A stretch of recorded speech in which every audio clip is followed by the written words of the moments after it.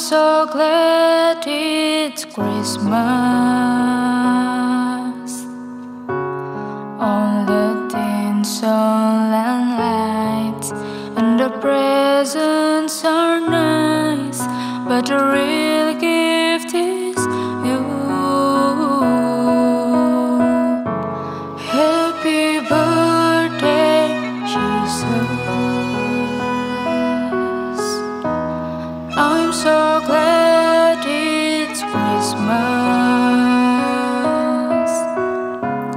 All the carols and bells make the holiday swell, and it's all about you. Happy birthday, Jesus. Jesus, I love you. Happy birthday, Jesus. I'm so glad it's Christmas. All the tinsel and lights and the presents are nice, but the real gift is you. Happy birthday, Jesus. I'm so glad it's Christmas. All the carols and bells make the holiday swell, and it's all about you. Happy birthday, Jesus. Jesus, I love you. Happy birthday, Jesus. Jesus, I love you. Happy birthday, Jesus. Jesus, I love you.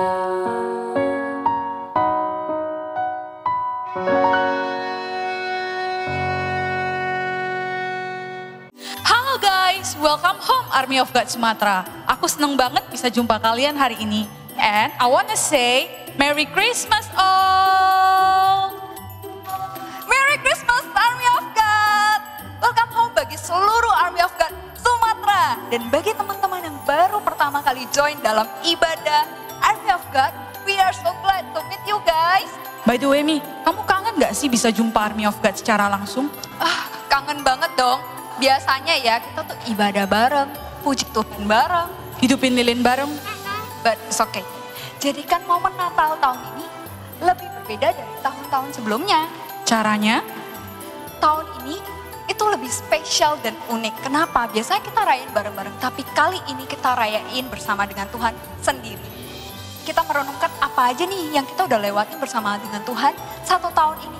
Entah itu sukacita ataupun dukacita yang kita lewatin bersama dengan Tuhan. Wah, bener banget ya. Daripada kita komplain dengan keadaan, mari kita jadikan momen Natal tahun ini lebih spesial. Dan satu lagi yang gak kalah spesial yaitu satu komunitas rohani yang kita udah gak asing lagi, yaitu Connect Group. Tempat di mana kita mengalami kasih Tuhan dan mengalami pertumbuhan, bahkan kita menjalin persahabatan di dalam Kristus. Bagi teman-teman yang rindu untuk bergabung di dalam Connect Group, dapat menghubungi nomor yang sudah tertera di layar gadget teman masing-masing. Atau teman-teman dapat mengirimkan DM di Instagram GMS lokal masing-masing. Persembahan adalah bagian dari ibadah. Bagi teman-teman yang memberikan persembahan, dapat langsung transfer ke rekening yang tertera di layar gadget kalian. Kalian dapat memberikan persembahan, perpuluhan, dan penaburan. Nih kado buat kamu. Wah, thank you Mi. Sama-sama. Mi, biasanya kalau Natal kan kita tukaran kado sama temen. Tapi pernah nggak sih terpikir kalau misalnya kita mau kasih kado buat Tuhan, kira-kira kita kasih apa ya? Boleh pinjam tangan kamu? Maksudnya? Kamu itu adalah kado terbaik untuk Tuhan. Kenapa? Soalnya Tuhan udah mati di kayu salib untuk menebus hidup kita. Jadi waktu kita bisa kasih seluruh hidup kita yang kudus dan berkenan bagi Tuhan, itu adalah kado yang terbaik. Soalnya kita bisa balas dengan apa untuk Tuhan gitu loh. Satu-satunya kado kita bagi Tuhan adalah seluruh hidup kita. That's right. Momen Natal tahun ini spesial ya? Yes, spesial banget. Once again, We wanna say, We wish you a Merry Christmas. We wish you a Merry Christmas. We wish you a Merry Christmas and a Happy New Year. We wish you a Merry Christmas. We wish you a Merry Christmas. We wish you a Merry Christmas and a Happy New Year. yay! We wish you Merry Christmas! sebelum kita melanjutkan ibadah hari ini, yuk kita sama-sama berdoa. Tuhan, kami bersyukur untuk tahun ini. Sungguh penyertaan-Mu tidak pernah berakhir di dalam hidup kami. Kami bersyukur kami masih bisa merayakan Natal tahun ini bersama dengan teman-teman kami, sekalipun secara online. Tapi kami percaya Kau hadir di setiap rumah dan menjamah setiap anak muda. Kami mau mempersiapkan hati kami yang terbaik untuk menerima yang terbaik daripada Engkau Tuhan di Natal tahun ini. Sungguh di dalam nama Yesus kami berdoa. Amin. God bless you.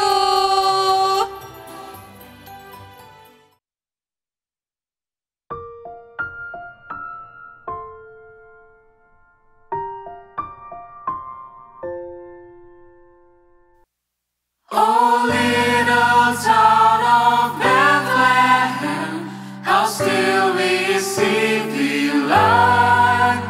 Above thy deep and dreamlessly, the silent stars go Silent night, holy night, all is calm, all is bright, round your virgin mother and child, holy infant, so tender and mild, sleeping heavenly peace.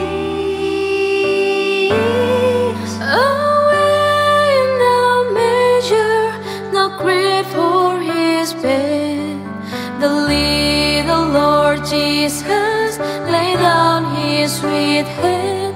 The stars in the sky look down where he lay, the little Lord Jesus asleep on the hay. radiant beams from thy holy face, with the dawn of redeeming grace. Jesus, Lord, at thy birth, hark the herald angels sing, glory to the newborn King. Joyful, joyful, Lord, we adore thee, God of glory, Lord of love. Joyful, all ye nations rise, join the triumph of the skies, melt the clouds of sin and sadness, joy to the world, the Lord is come. Let earth receive her King. Let every heart prepare him room, and heaven and nature sing, and heaven and nature sing. Glory to the newborn King. The hopes and fears of all the years are met in thee tonight. Come, thou fount of every blessing, Tune my heart to sing thy grace. Streams of mercy never ceasing, call for songs of loudest praise.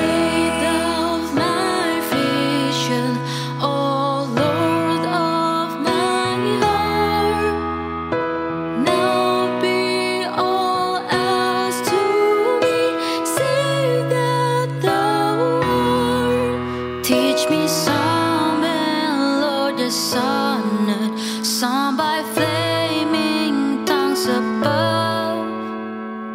Waking or sleeping, thy presence my light. I need thee every hour, most gracious Lord.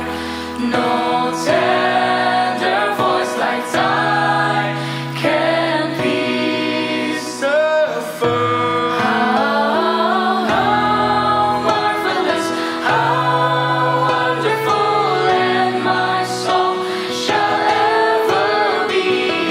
How marvelous, how wonderful is my Savior's love. How marvelous, how wonderful, and my soul shall ever be. How marvelous, how wonderful is my Savior's love. How marvelous, how wonderful, and my soul shall ever be. How marvelous, how wonderful is my Savior's love. Come on, everybody, let's worship Jesus in this place. We worship you, O God. We magnify your name. We want to give you more praise, for you are good, good God. Jesus, we want to know that you are God. Awake my soul and sing His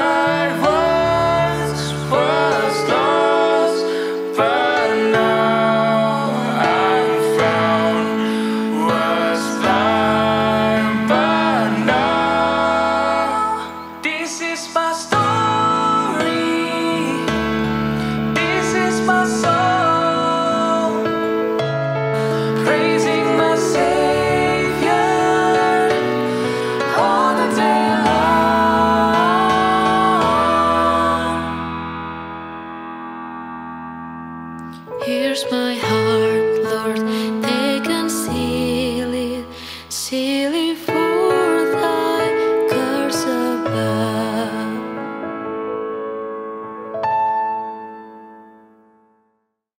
Guru, mari makan. Mari kita makan.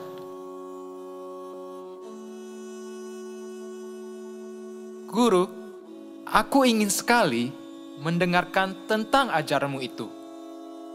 Dapatkah engkau mengajariku secara langsung?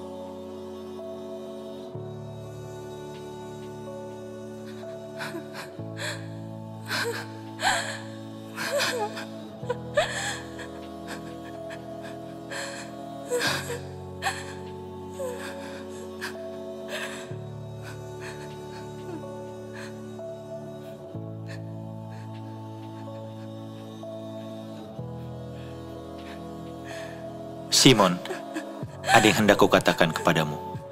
Katakanlah, Guru. Ada dua orang yang berhutang kepada seorang pelepas uang. Yang pertama berhutang sebesar 500 dinar, yang kedua berhutang sebesar 50 dinar. Karena mereka berdua tidak mampu untuk membayarnya, maka ia melepaskan hutang kedua orang tersebut. Menurutmu, siapakah di antara mereka berdua yang terlebih mengasihi dia? Aku kira dia yang paling banyak dihapuskan hutangnya. Betul pendapatmu itu, Simon. Kau lihat perempuan ini? Aku masuk ke dalam rumahmu, namun kau tidak memberikan aku air untuk membasuh kakiku. Tetapi dia membasuh kakiku dengan air matanya dan menyekanya dengan rambutnya. Kau tidak mencium aku, tapi sejak aku masuk, ia tiada henti-hentinya mencium kakiku. Engkau tidak meminyaki kepalaku dengan minyak, tetapi dia meminyaki kakiku dengan minyak wangi. Sebab itu aku berkata kepadamu, dosanya yang banyak ini sudah diampuni, karena ia telah banyak berbuat kasih. Hai perempuan, dosamu telah diampuni. Kue, siapa yang mau beli kue? Boy. Ada si Lea tuh. Wah, Lea, sikat. Ah, mantap. Lea, sekarang kamu jualan kue atau jualan kue hanya untuk jadi kedok aja? Alah, palingan kamu jualan kue cuma buat gaya-gaya aja kan? Kita semua juga udah tahu kok kamu tuh hidup jualan apa, ya enggak? Iya. Kue. Siapa yang mau beli kue? Alah, nggak usah sok jual kue lah. Sini, ikut kita aja. Tidak, maaf, aku tidak mau. Alamak, sok kali kau. Skui lah, ikut kita aja. Aku tidak mau. Kalau kalian tidak mau membeli kueku, pergilah. Aku hanya ingin menjual kue di sini. Ah, payah. Boy, cabut aja kita, Boy. Yuk, alah, sok jual mahal.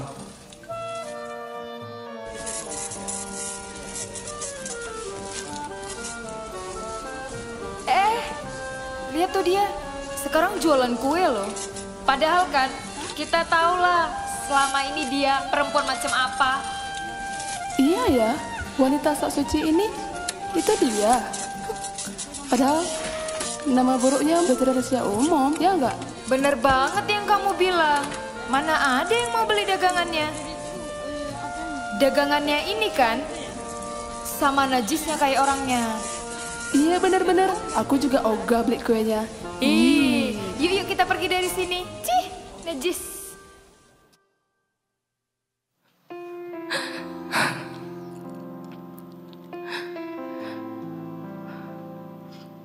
Mengapa begitu susah ya Tuhan untuk hidup benar? Mengapa Tuhan? Aku hanya ingin untuk hidup benar ya Tuhan. Aku hanya ingin untuk hidup benar. Mengapa begitu susah ya Tuhan? Lea, kenapa kamu menangis? Mereka sering membicarakan tentang masa laluku. Gitu ya? Iya, Lid. Apakah menurutmu aku tidak pantas untuk bertobat? Lea, percayalah, jika kita mengakui dosa kita, maka Tuhan adalah setia dan adil. Dia akan mengampuni dosa kita dan menyucikan kita dari segala kejahatan. Untuk itu, tetaplah teguh dan kuat. Aku mendukungmu. Benar katamu, Lid. Aku hanya punya kekuatan ketika aku mengingat bahwa hidupku mulia dan berharga. Dia saja tidak menghukumku karena masa laluku.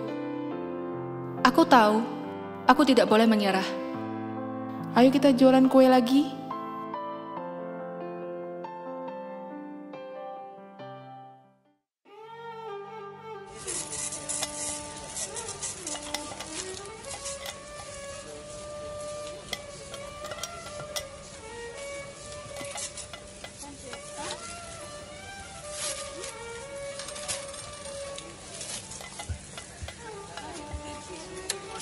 Mau beli minyak wangi ya? Supaya semakin mudah memikat pria-pria di kampung ini. Hah? Mau beli yang mana? Yang ini? Untuk apa minyak wangi ini? Ternyata perempuan sepertimu tahu juga minyak wangi paling berkelas dan mahal di sini. Nah. Uangnya dulu.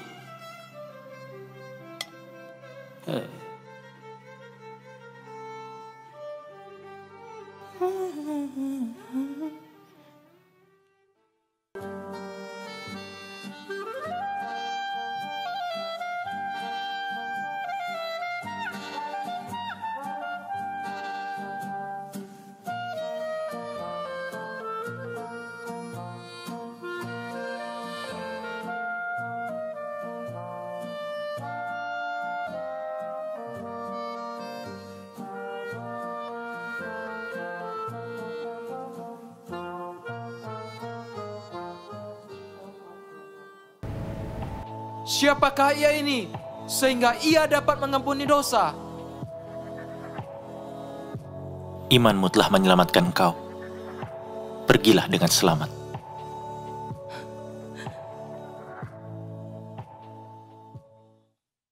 Makasih Tuhan Yesus, kami mengucap syukur kami boleh menikmati banyak perjalanan bersama dengan Tuhan sepanjang tahun 2020 dengan jutaan proses di dalamnya. Ada ratusan ribu proses yang kami alami, yang kami tahu itu adalah baik untuk kami dan mendewasakan karakter kami. Ada ribuan proses di dalamnya yang mungkin seringkali menyakiti hati kami dan menyakiti langkah kaki kami. Ada puluhan ribu proses yang kami tahu itu adalah kejutan ilahi yang Tuhan kerjakan di dalam hidup kami. Bahkan ada ratusan, ada puluhan berkat-berkat ilahi yang Tuhan kerjakan di dalam hidup kami. Puluhan buah-buah roh yang kami nikmati dari orang-orang sekeliling kami. Bahkan ada kesatuan yang Tuhan kerjakan di dalam gereja. Sehingga setiap kami berada di tempat yang berbeda-beda, di kota yang berbeda-beda, di wilayah yang berbeda-beda. Tapi kami merasakan satu kesatuan sebagai tubuh Kristus, yaitu kasih Allah menyambut kami di dalam setiap hati kami. Kami bersyukur Tuhan sepanjang tahun 2020 kami menikmati kasih Tuhan, menikmati penyertaan Tuhan, menikmati kemurahan Tuhan di sepanjang langkah kaki kami. Tapi hari ini Tuhan di masa penghujung tahun 2020 kami siap masuk di tahun 2021 dengan kemuliaan yang baru, dengan kejutan yang baru, dengan kemenangan yang baru, dengan terobosan yang baru bersama dengan Tuhan. Dan tentunya kami bersyukur Tuhan karena Tuhan pegang tangan kami dari sejak kami muda. Makasih ya Tuhan karena Tuhan menyertai kami dalam segala hal. Dan kami bersyukur untuk setiap jutaan proses yang kami alami di tahun 2020, kami melihat Tuhan baik dan setia di dalam hidup kami. Thank you Tuhan, karena kami semua Tuhan sulam satu persatu dari benang yang ada di dalam hati kami untuk menjadi satu kesatuan tubuh Kristus yang saling mengasihi dan saling menjaga di dalam iman. Sekalipun kami nggak berjumpa, sekalipun kami nggak tatap muka, sekalipun kami jarang ketemu, atau bahkan ada di antara kami yang nggak pernah ketemuan, nama pun baru tahu, wajah pun jarang terlihat. Tapi ada kasih Tuhan yang nyata di dalam hidup kami yang kami boleh rasakan.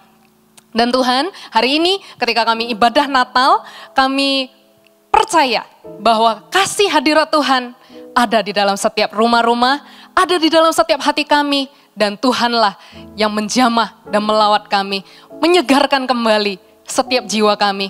Dan kami akan semakin ditemukan menjadi orang-orang muda yang mengasihi Tuhan, yang memberikan hidup sepenuhnya, mempersembahkan yang terbaik hanya untuk kemuliaan nama Tuhan. Tuhan, mari sembunyikan hamba-Mu di balik salib-Mu, bukan untuk gereja, bukan untuk pribadi dan nama-nama tim tersendiri, bukan untuk nama AOG saja, tapi untuk Tuhan Yesus satu-satunya, semata-mata hanya untuk Tuhan Yesus. Kami semua mau taruh hati kami, hidup kami sepenuhnya hanya untuk memandang kepada Tuhan yang menjadi pemilik kehidupan kami. Dari awal sampai akhir, sepanjang ibadah Natal ini, kami bersyukur dan kami rindu untuk menikmati hadirat Tuhan.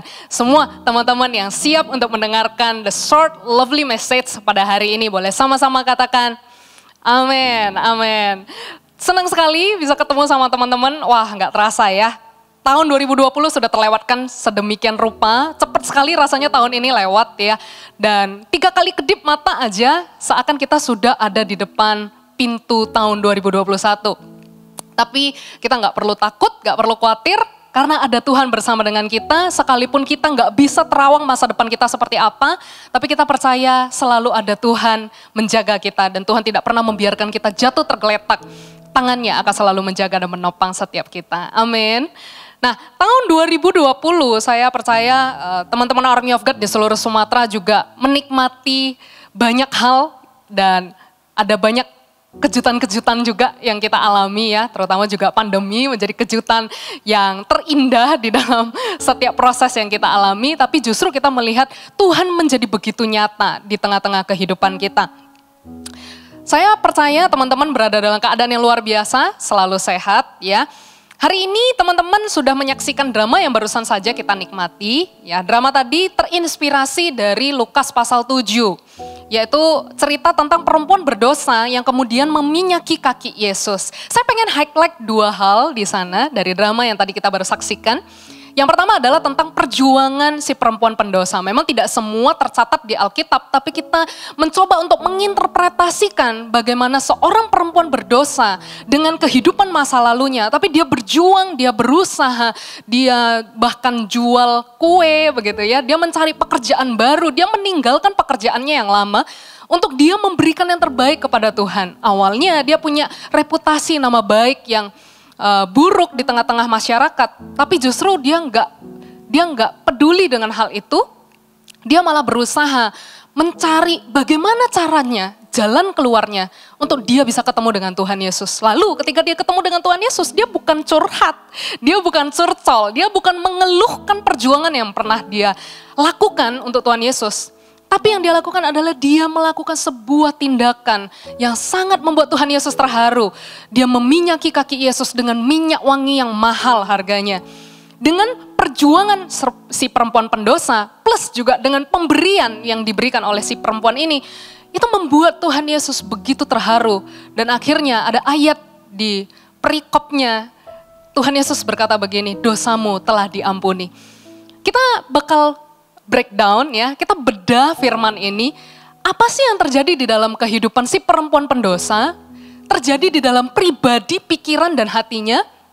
Dan apa yang dia alami sehingga dia melakukan sebuah tindakan yang demikian di hadapan Tuhan Yesus. Dan apa bedanya dengan orang Farisi yang ada di dalam cerita itu juga, yaitu Simon orang Farisi yang mengundang Tuhan Yesus duduk dan makan di rumahnya.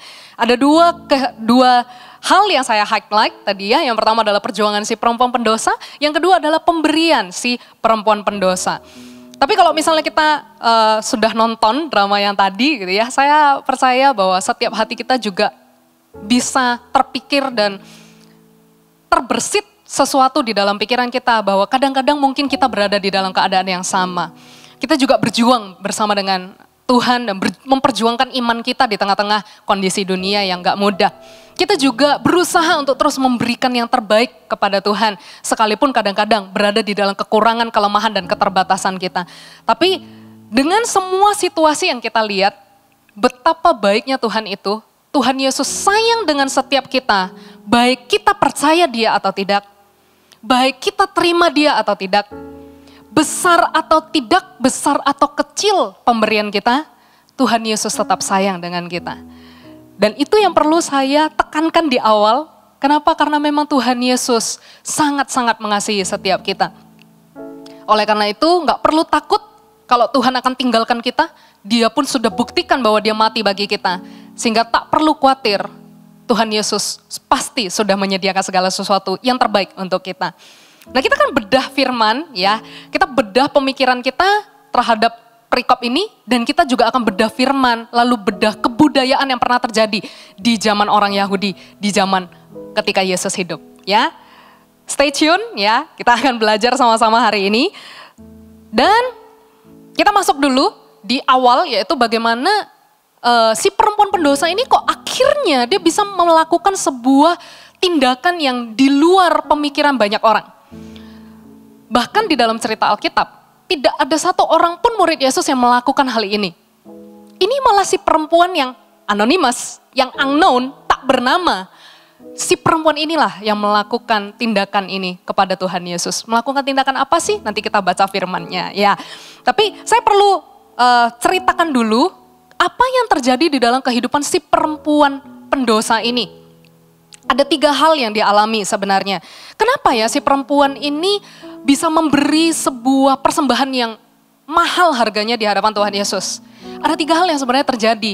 Kalau kita cuma baca perikopnya, kita nggak bisa menerawang ke dalam kehidupan atau ke dalam hati, dasar hati si perempuan pendosa itu tadi. 3 hal itu apa sih, Ci? Yang pertama adalah si perempuan mengalami pembaharuan hati. Awalnya dia tertolak, awalnya dia merasa tidak ada seorang pun yang bisa terima dia, kini dia merasa ada Tuhan Yesus terima dia. Yang kedua, si perempuan pendosa mengalami pembaharuan pemikiran.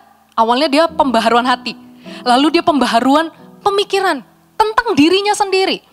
Di masa dia hidup, di masa lalunya dia, ketika dia memiliki pekerjaan yang salah, pekerjaan yang tidak tepat, dia banyak dicibir orang, dia banyak dihakimi orang, dia banyak dituduh orang.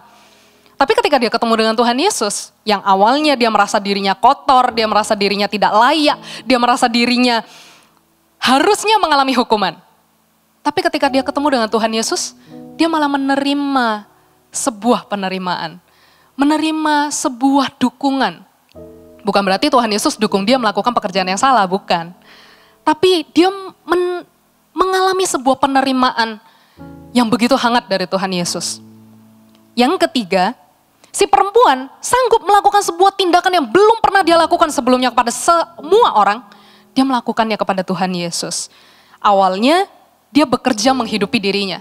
Yang dia pikir, yang dia tahu, yang dia usahakan perjuangkan adalah about me, me and me.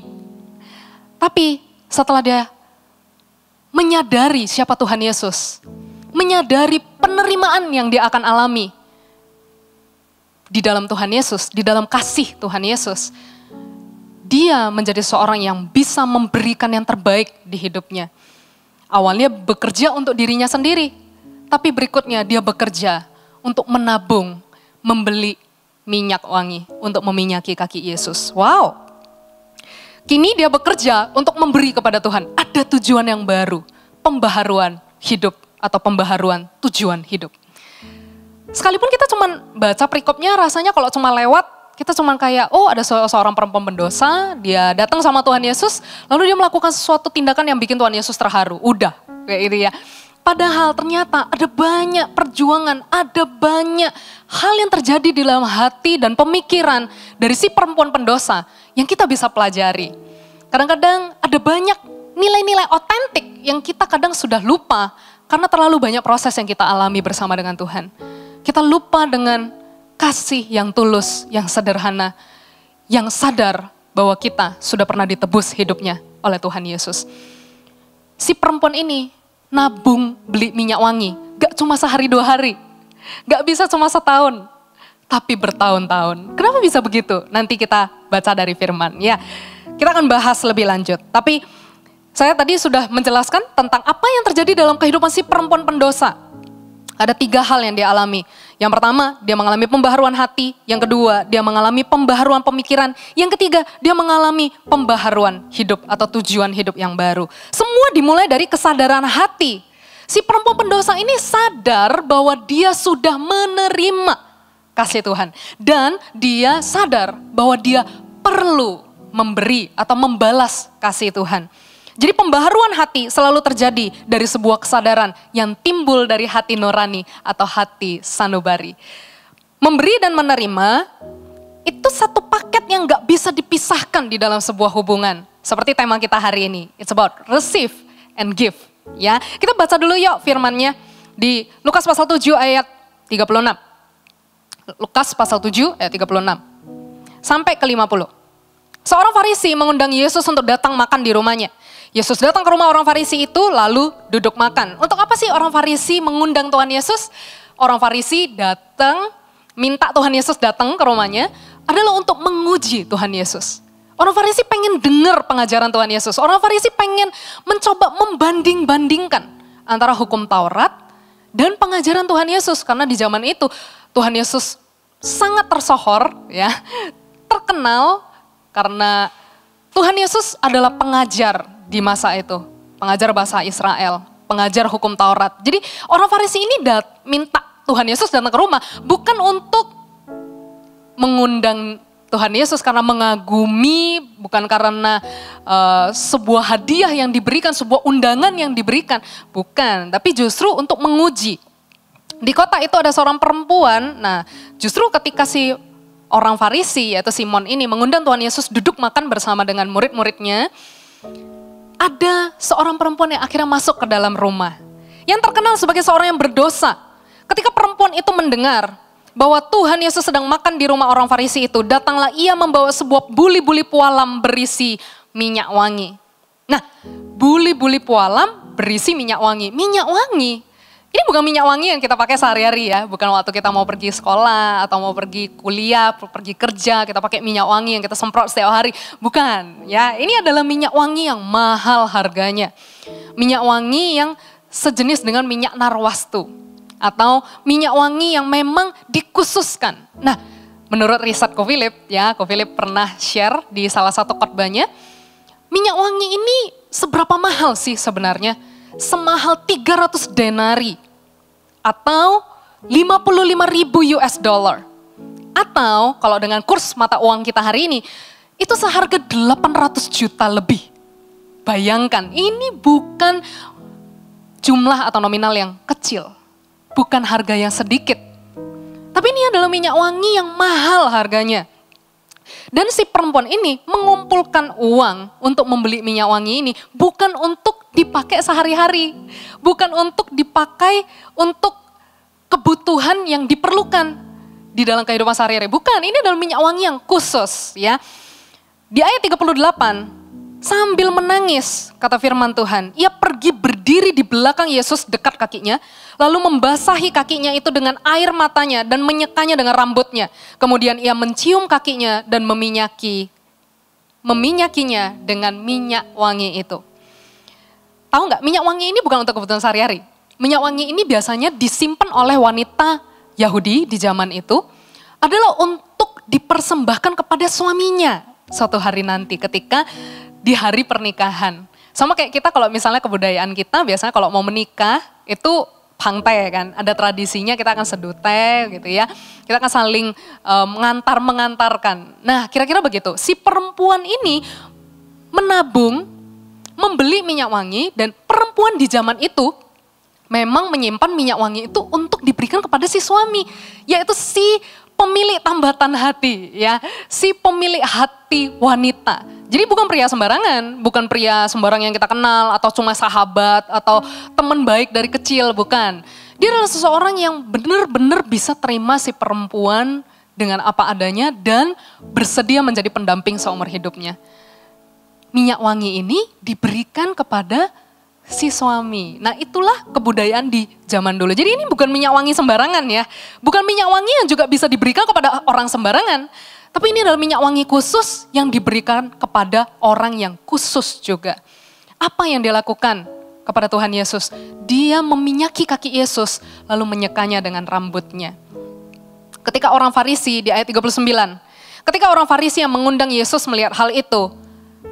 Ia berkata dalam hatinya. Lihat, orang Farisi ini langsung melakukan tuduhan atau penghakiman di dalam hatinya. Dia bilang di dalam hati, nggak ngomong sih ya. Dia bilang, jika ia ini nabi, kalau Tuhan Yesus ini nabi, Tentu ia tahu siapakah dan orang apakah perempuan yang menjamahnya ini. Tentu ia tahu bahwa perempuan itu adalah seorang berdosa. Tuhan Yesus Maha tahu, apapun yang ada di dalam isi hati manusia, Tuhan Yesus tahu.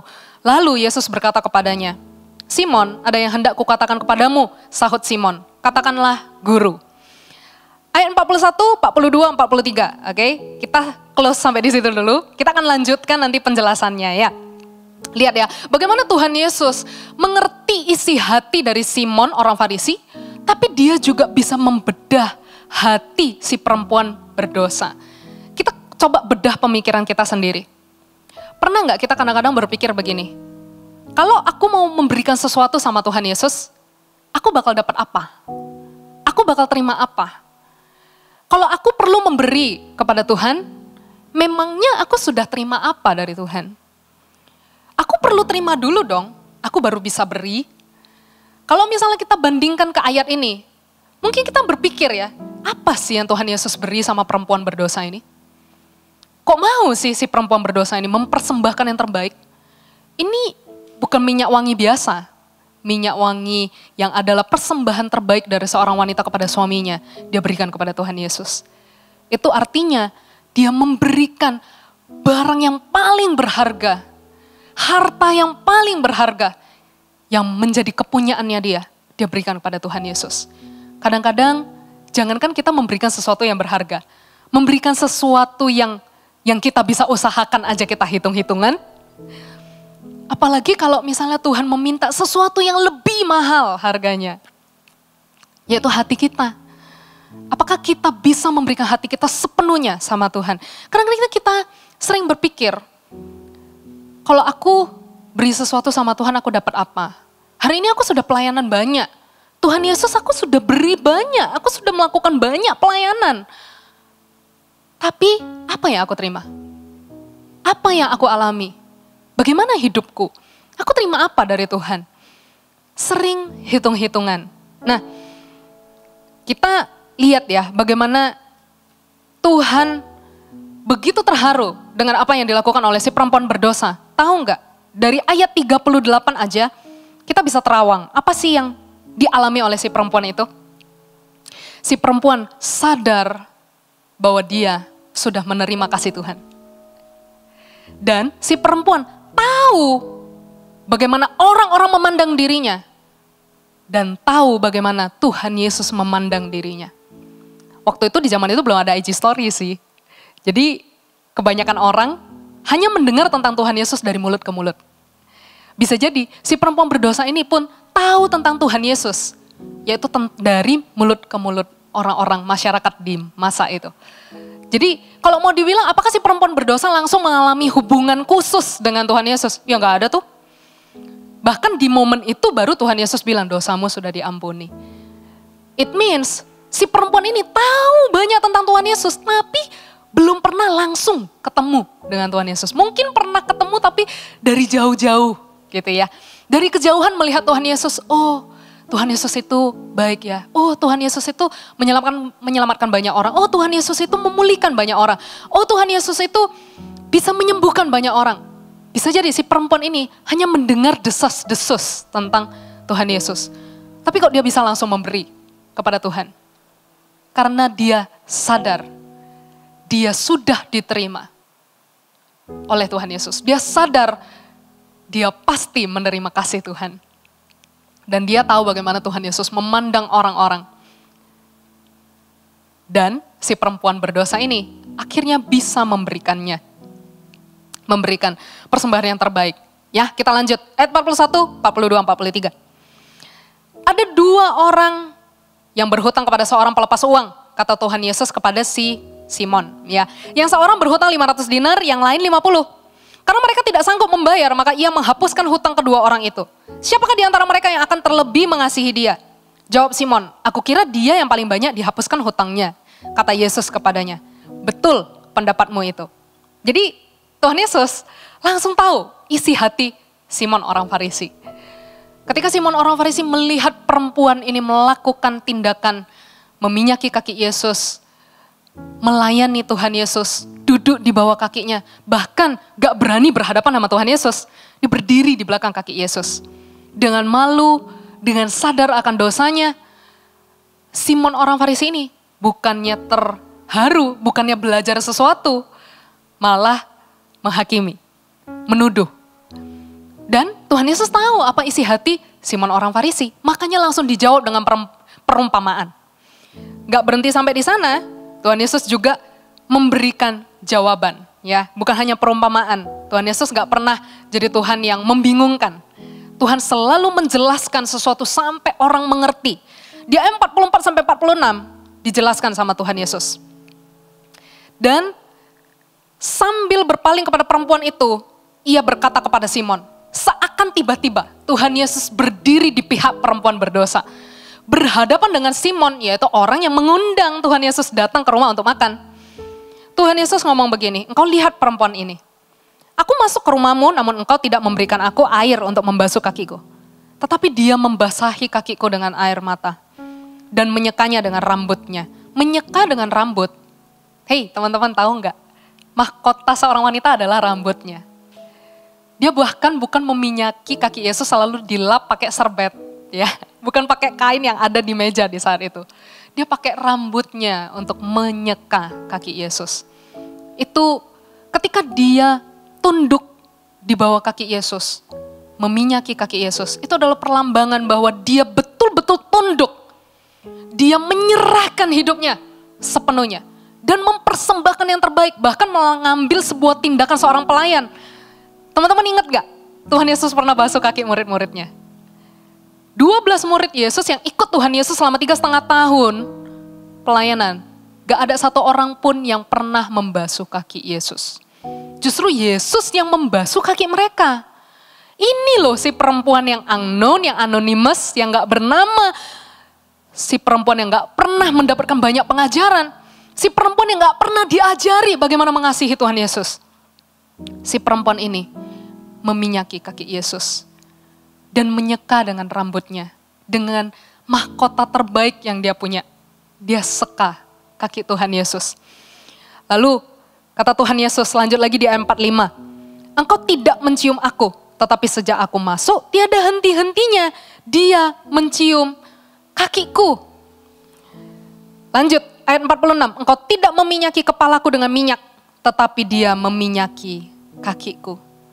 Ayat 47. Sebab itu aku berkata kepadamu. Dosanya yang banyak itu telah diampuni. Sebab ia telah banyak berbuat kasih. Tetapi orang yang sedikit diampuni. Sedikit juga ia berbuat kasih. Wow. Ayat 44 sampai 46. Tuhan Yesus langsung bela si perempuan. Kenapa? Karena Tuhan Yesus melihat latar belakang, dasar hati, motivasi yang ada di dalam dasar hati si perempuan ketika dia melakukannya. Tuhan Yesus bukan gak tahu isi hati Simon orang Farisi yang mengundang dia untuk duduk makan di rumahnya. Sebuah undangan yang indah yang kelihatannya menunjukkan kekaguman, ternyata berujung pada pengujian.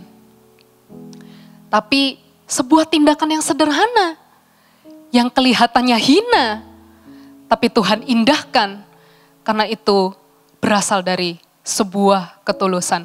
Kita harus bisa bedakan antara kita melihat Tuhan Yesus sebagai religi atau sebagai seorang yang memiliki relasi. Satu pribadi yang punya relasi dengan kita. Kita harus bedakan antara religion or relation. Kalau Simon orang Farisi melihat Tuhan Yesus hanya sejauh status pengajar. Sejauh status keagamaan.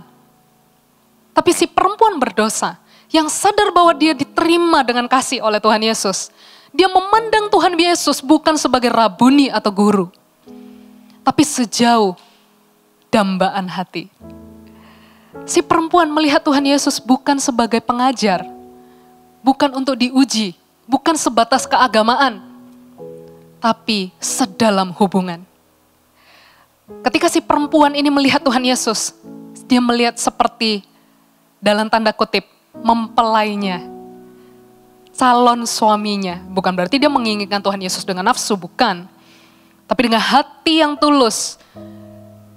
Seperti dia harus memberikan minyak wangi yang mahal itu kepada suami. Demikianlah dia curahkan di hadapan kaki Yesus. Tiba-tiba saya teringat tuh dengan satu lagu. Yesus kau dambaanku, ku sujud menunggu. Curahkan urapanmu saat ku sembahmu. Mungkin kalau saya bisa bayangkan di dalam bahasa komunikasi saya sendiri, saya bisa bayangkan ketika si perempuan berdosa meminyaki kaki Yesus. Dia menyeka dengan rambutnya sambil bernyanyi. Yesus kau dambaanku, ku sujud menunggu. Saya membayangkan bagaimana si perempuan berdosa, bekerja, berjuang, menabung, bertahun-tahun, hanya untuk menunggu momen itu. Momen di mana dia bisa ketemu dengan Tuhan Yesus. Di drama tadi yang kita lihat juga, saya mencoba untuk interpretasikan bagaimana si perempuan berdosa mencari-cari keberadaan Tuhan Yesus. Dengan cara apa? Dia hanya bisa dengar-dengar, duduk, tanya-tanya sama orang. Orang juga abaikan dia. Tapi dia terus bertanya-tanya, di mana ya? Aku harus ketemu dengan Tuhan Yesus. Aku sudah punya minyak wangi ini. Aku pengen melakukan sesuatu di hadapannya. Aku pengen mempersembahkan yang terbaik di hadapannya. Dia menunggu momen itu.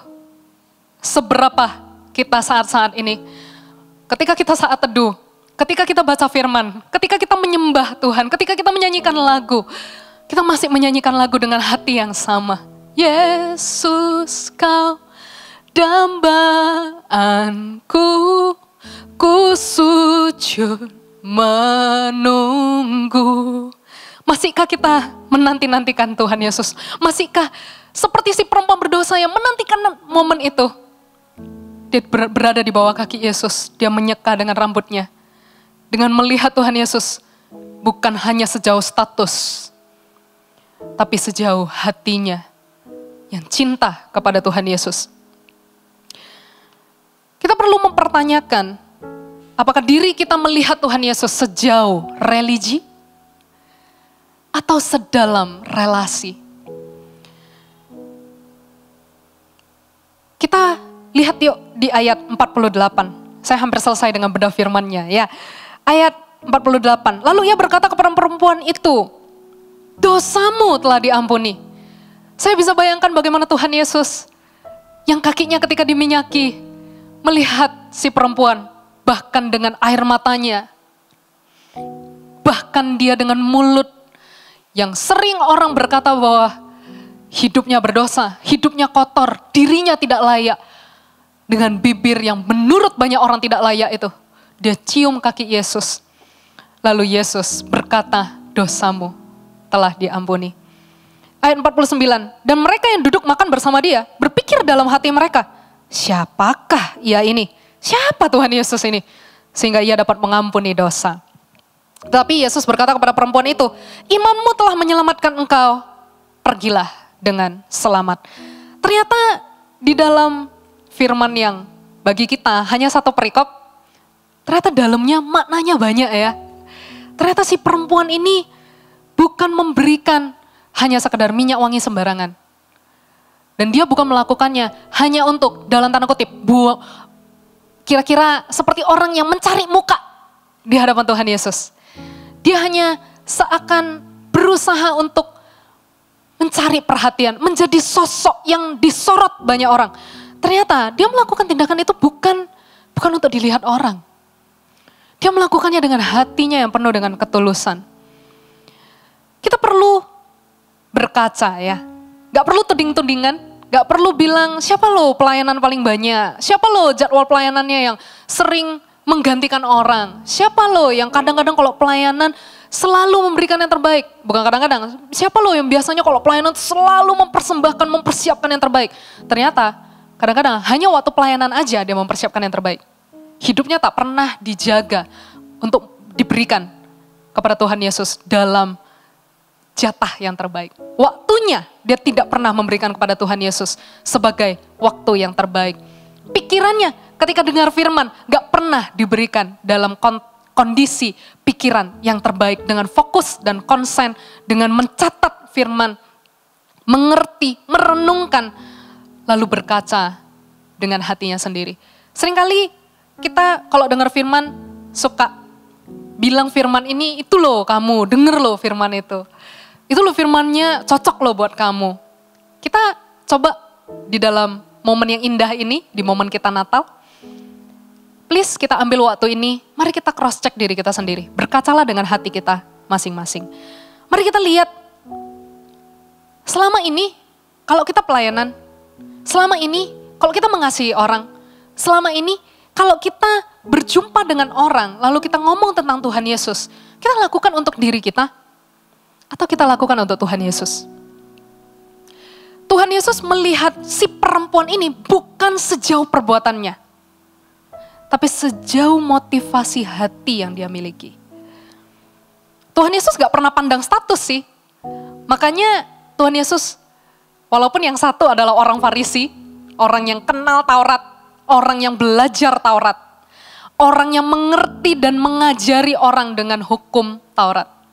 Dengan seseorang yang kehidupannya gak layak, kehidupan yang berdosa, kehidupannya dicibir banyak orang. Tuhan Yesus gak pandang status, gak pandang bulu. Jadi kadang kalau kita pikir, aku loh sudah pemimpin jemaat, aku pasti lebih rohani. Loh, full timer aja gak ada jaminan loh, hatinya betul-betul sudah memberikan yang terbaik atau belum. Saya bicara full timer berarti saya bicara dengan diri saya sendiri. Saya bicara dengan para gembala-gembala AOG. Selama kita memberi hidup sama Tuhan, apakah kita benar-benar sudah memberikan bagian yang terbaik dari hidup kita? Status tidak menjadi jaminan bahwa kita sudah melihat Tuhan Yesus sejauh hubungan. Mungkin bisa jadi kita melihat Tuhan Yesus sejauh profesionalitas kita di dalam pekerjaan.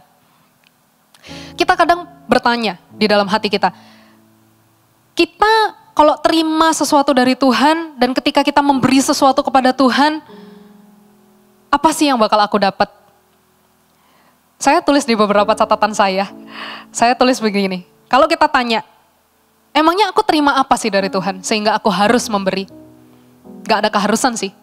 Tuhan Yesus sayang sama 12 muridnya, sekalipun Tuhan 12 murid gak pernah basuh kakinya. Tuhan Yesus sayang dengan kasih yang sama rata, dia gak pernah pilih kasih. Tapi kita sendiri perlu sadar gak sih kalau kita sudah menerima yang terbaik dari Tuhan? Tuhan Yesus pernah lahir, mati untuk dosa kita, hidup kita pun dia yang beri. Kalau kita masih bertanya lagi, emang saya sudah terima apa dari Tuhan Yesus? Emang saya sudah menerima apa dari Tuhan? Sehingga saya perlu memberi kembali. Buktinya apa sih Tuhan sudah beri? Buktinya jelas, kayu salib. Emangnya kalau aku udah memberi terus, aku bisa dapat lebih banyak? Aku bisa dapat berkat lebih banyak? Seringkali begitu ya. Murid-murid Tuhan Yesus aja ikut Tuhan Yesus. Mungkin di dalam 3,5 tahun pelayanan, mereka cuma lihat berkatnya. Makanya waktu Tuhan Yesus bilang, beri mereka makan. Beri 5.000 orang ini makan. Kami gak punya roti, suruhlah mereka pulang cari makan sendiri-sendiri. Apa yang murid-muridnya lihat? Mereka hanya melihat, kira-kira sejauh kami membutuhkan Tuhan Yesus, ya kami nempel sama Tuhan Yesus.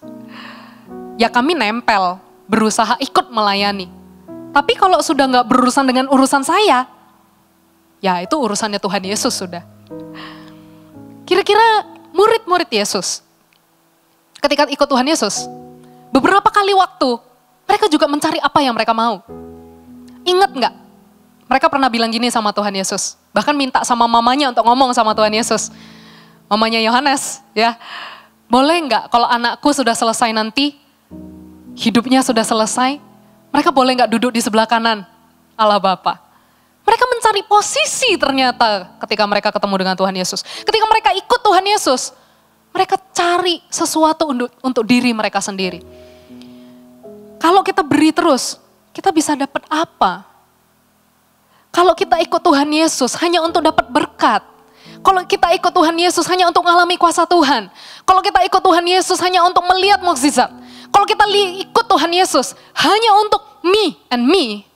Kita gak pernah lihat apa kemauan Tuhan Yesus, maka kita nggak pernah menganggap Tuhan Yesus sebagai satu pribadi yang kita hargai di hidup kita. Berarti kita ikut Tuhan Yesus karena ada maunya.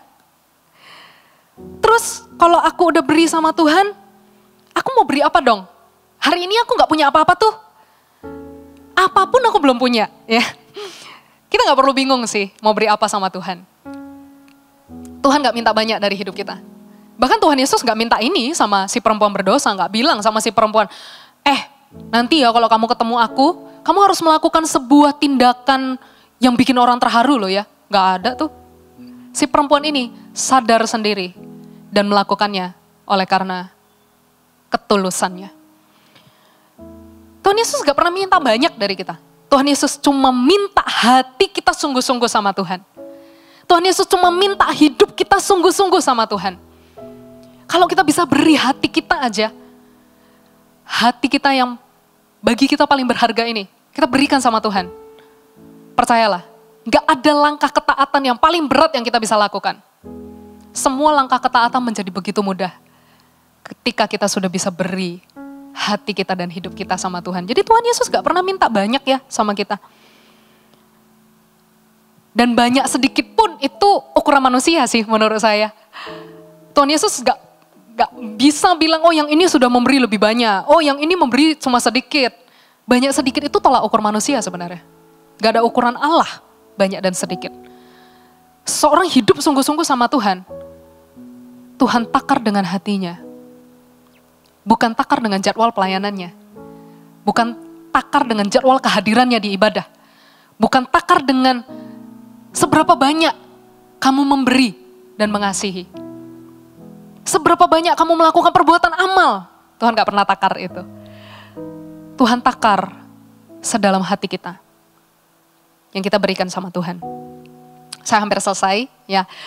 Kenapa saya ngambil tema receive and give? Berada di konklusi ya, si perempuan berdosa ini memberi karena dia sadar sudah menerima.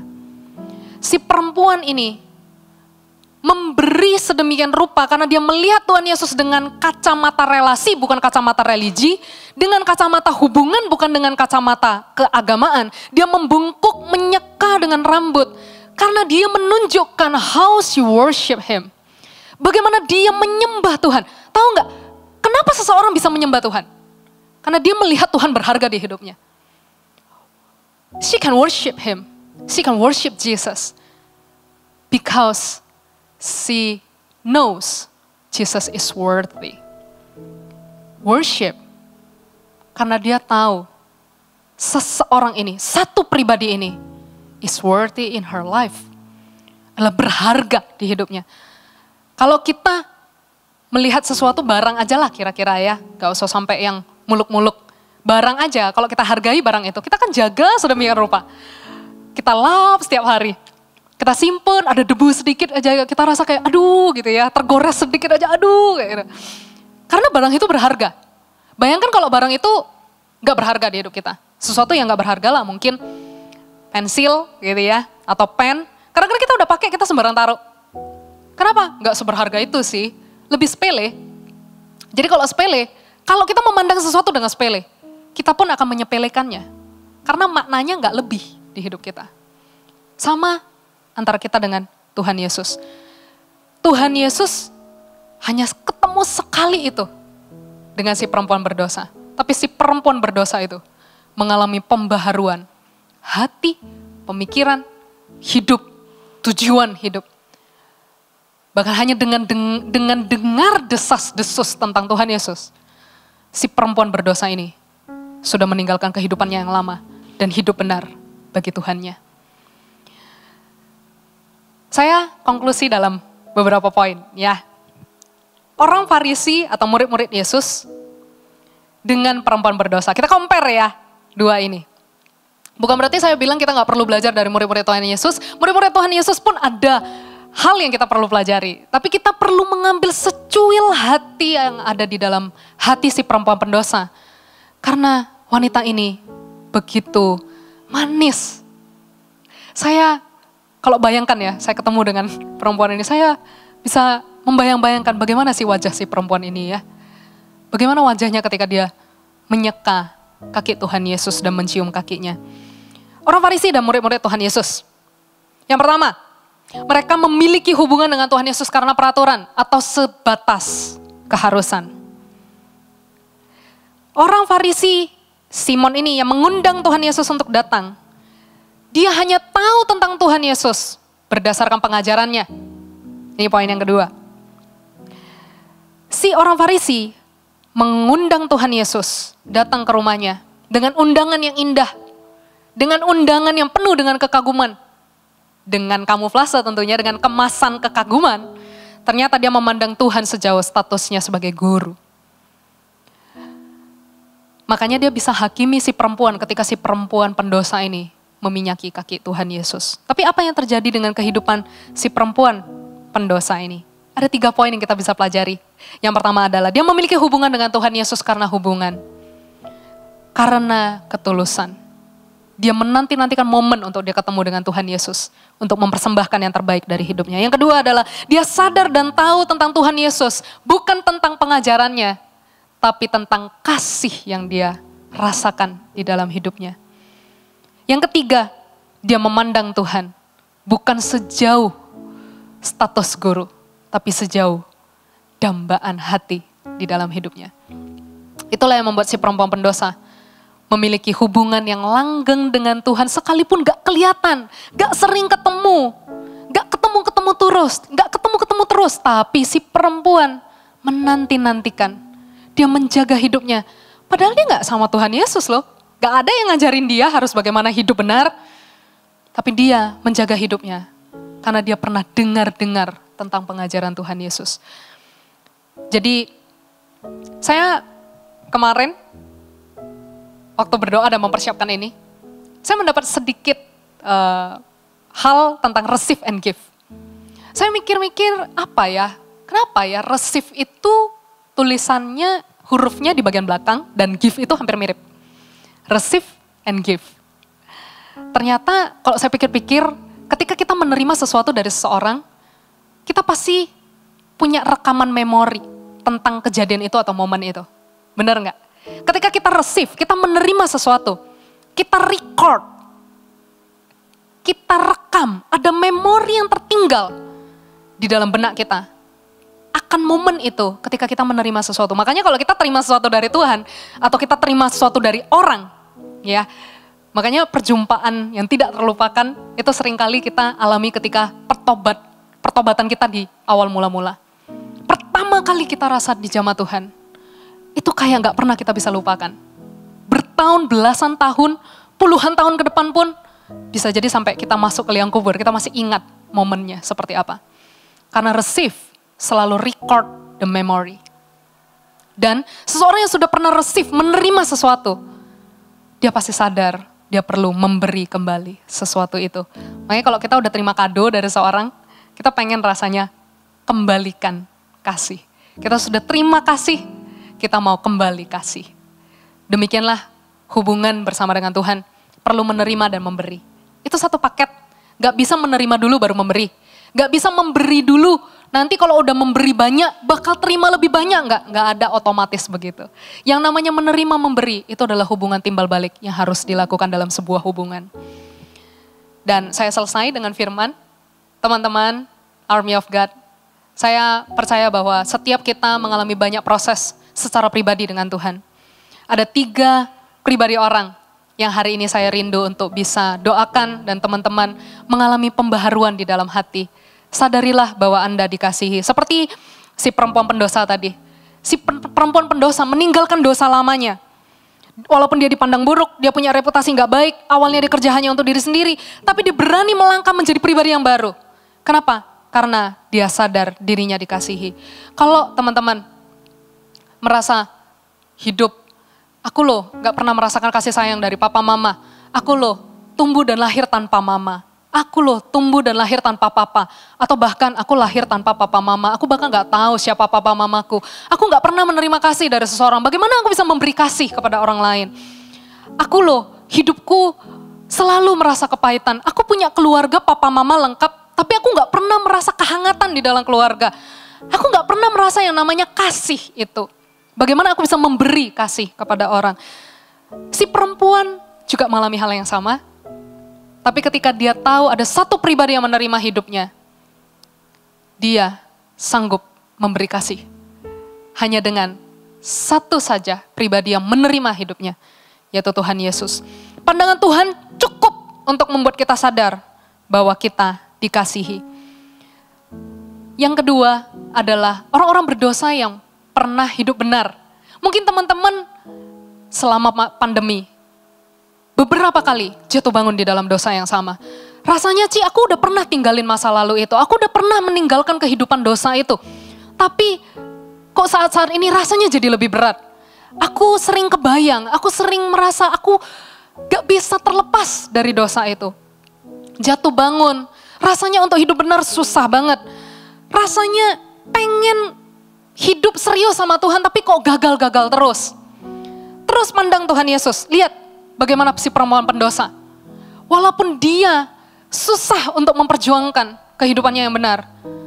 Tapi selain dia sadar dia dikasihi Tuhan, dia mengejar keberadaan Tuhan Yesus. Kejarlah keberadaan Tuhan Yesus di hidupmu teman.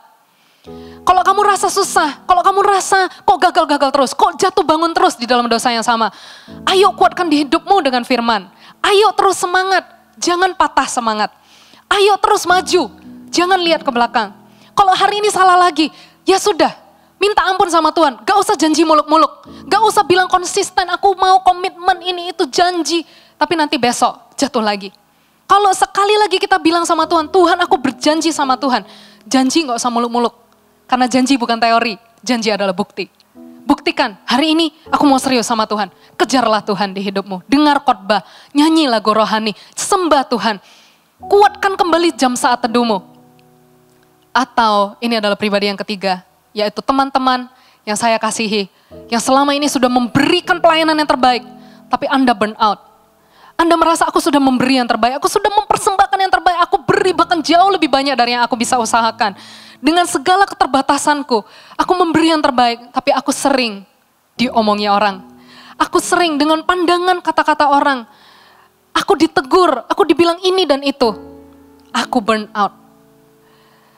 Kalau teman-teman merasa sudah pernah memberikan yang terbaik, dan Anda berada di masa burn out hari ini, ketahuilah bahwa Tuhan sedang menantikan Anda untuk kembali bangkit. Karena apapun yang kita lakukan, walaupun kita dilupakan orang, kita tidak dilupakan Tuhan. Lihat, sejarah yang dilakukan oleh si perempuan pendosa ini membuat sejarah hidupnya berubah. Jadi, jangan burn out, jangan berhenti melayani Tuhan. Karena nanti yang nikmati hasilnya adalah Anda sendiri. Jangan pernah merasa, aku sudah pernah beri semua, beri banyak sama Tuhan. Gak ada kadar banyak dan sedikit. Itu hanya kadar kita. Kalau kita mau bilang Tuhan sudah beri jauh lebih banyak dari yang kita beri. So hari ini mari kita belajar dari si perempuan yang berdosa. Dari si perempuan yang gak punya nama. Tapi justru kita melihat bagaimana Tuhan Yesus melakukan pembaharuan di hidupnya. And receive something, we can give something. Kalau kita terima dari Tuhan, maka mari kita memberi yang terbaik kembali kepada Tuhan. Tuhan Yesus, kuatkan anak-anak ini. Kalau kami mau mengambil beberapa waktu ke depan ini untuk merenungkan, flashback kembali tahun-tahun hidup kami. Tuhan, mari jamah setiap anak-anak ini. Kami mau belajar dari si perempuan pendosa ini, yang gak punya nama, yang bahkan gak pernah terima pengajaran Tuhan Yesus, tapi si perempuan bisa menghargai Tuhan betul-betul sebagai dambaan hati. Kami mau terus hidup bersama dengan Tuhan, berjalan bersama dengan Tuhan di dalam indahnya menerima dan memberi. Mari kita sama-sama ambil waktu, kita renungkan, kita masuk ke dalam masa perenungan. Ambil waktu ini untuk Anda menyembah Tuhan dengan segenap hati.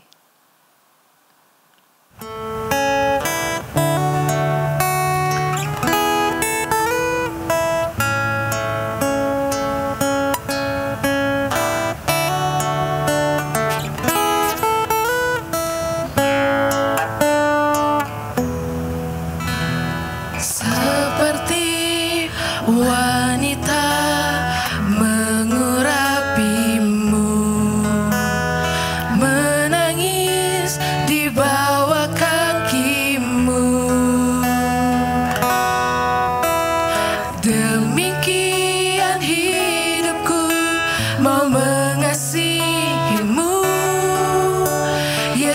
Yesus, Engkau baik bagiku.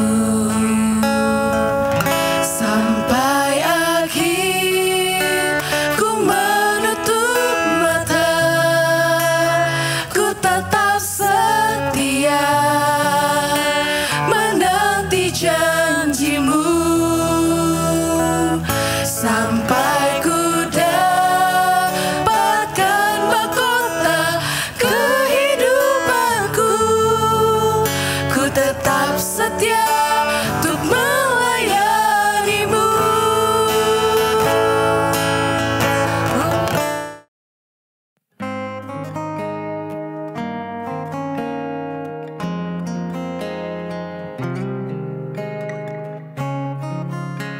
Tuhan,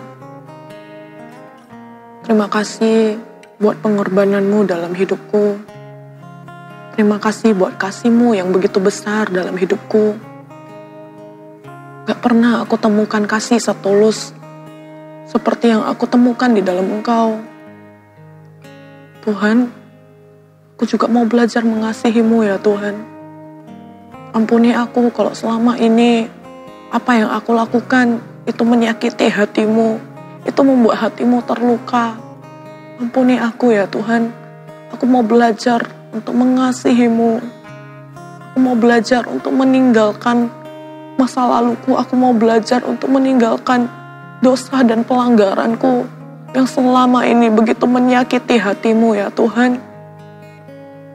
Tuhan, terima kasih.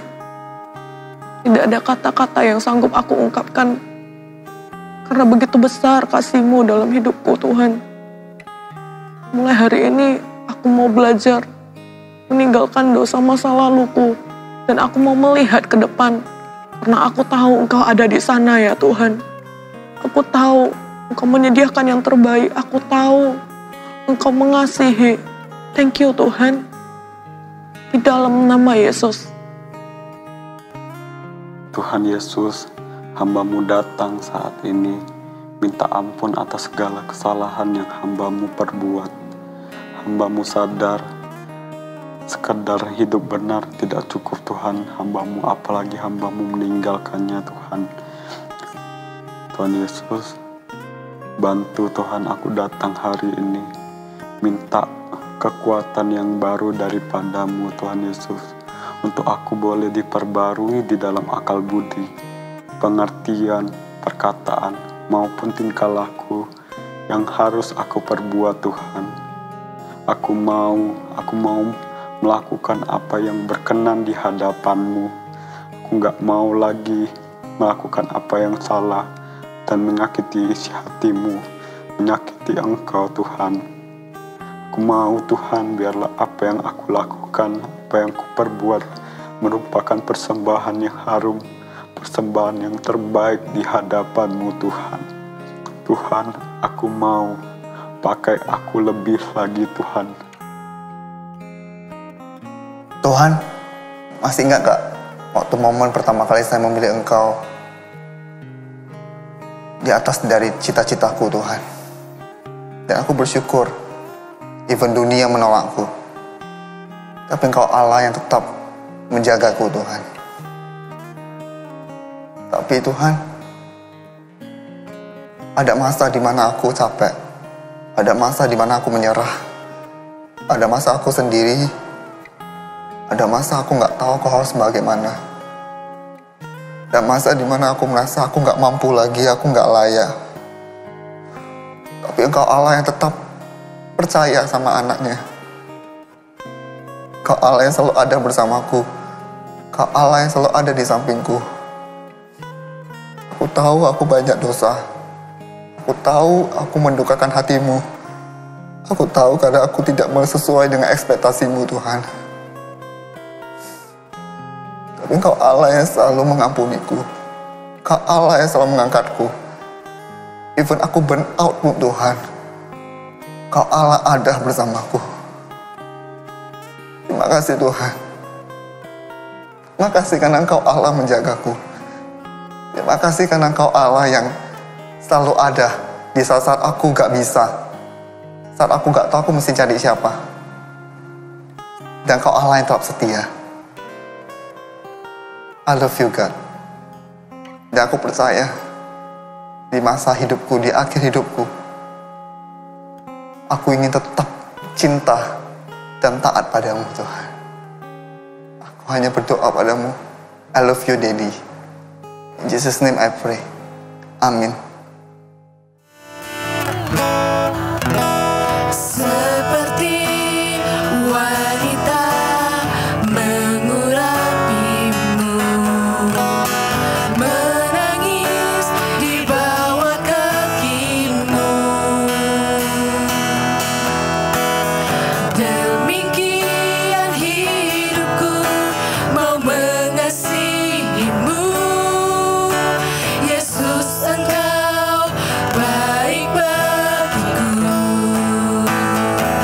Sampai akhir ku menutup mata, ku tetap setia menanti janjimu. Sampai ku dapatkan mahkota kehidupanku, ku tetap setia untuk melayanimu.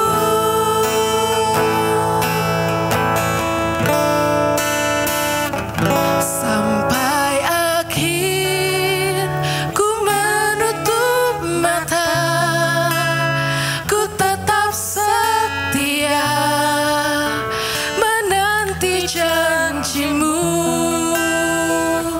Sampai ku dapatkan mahkota kehidupanku, ku tetap setia untuk melayanimu.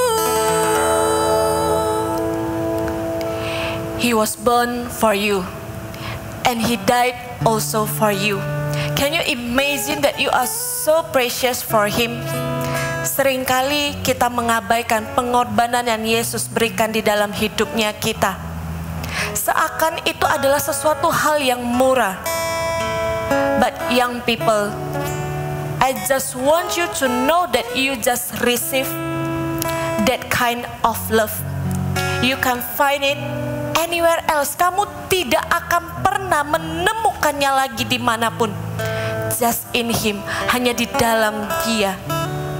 Kita berpikir kita bisa tanpa Tuhan. Kita berpikir kita punya banyak hal. Kita berpikir semua usaha dan pencapaian kita itu semua karena diri kita. It's a big no.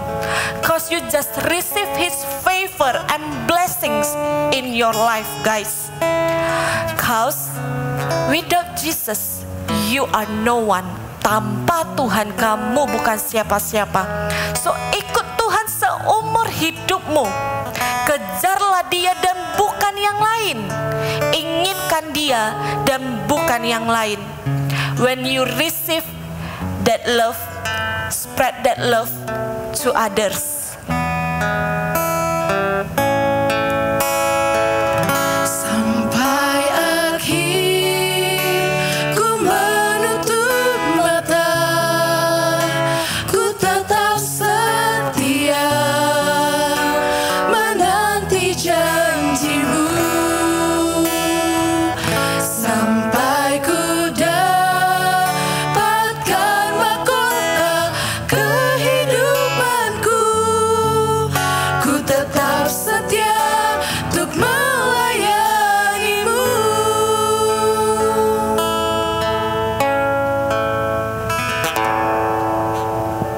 Mari teman-teman, kita sama-sama buka hati kita.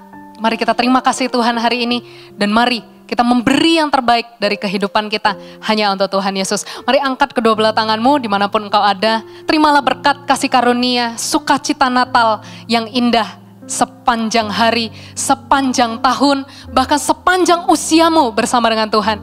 Mulai hari ini, mari kita hidup di dalam hubungan yang intim bersama dengan Tuhan. Kita menikmati indahnya, menerima dan memberi kembali kepada Tuhan. Tuhan Yesus, Engkau Allah berkati anak-anak ini, kemanapun mereka pergi, dimanapun mereka ada, keluarga mereka, pekerjaan mereka, studi mereka, jalan keluar masuk mereka, finansial mereka, pasangan hidup mereka, bahkan apapun yang ada di dalam pergumulan hidup mereka. Tuhan jawab setiap doa indah pada waktunya. Tuhan berkati, Tuhan urapi, Tuhan kembangkan buah-buah roh, dan Tuhan terus kembangkan bakat mereka. Tuhan curahkan karunia-karunia Roh Kudus untuk terus menjaga anak-anak ini semakin bertumbuh dari waktu ke waktu. Hamba percaya Engkau membawa setiap kami masuk ke dalam pendewasaan level iman yang baru bersama dengan Tuhan. Di tahun 2021 kami akan melihat kasih Tuhan semakin nyata, dan kami akan melihat hidup kami semakin diubahkan. Tuhan, terima semua berkat yang mulia ini hanya di dalam satu nama, di dalam nama Yesus Kristus Tuhan. Semua yang diberkati sama-sama katakan amin, amin. God bless you.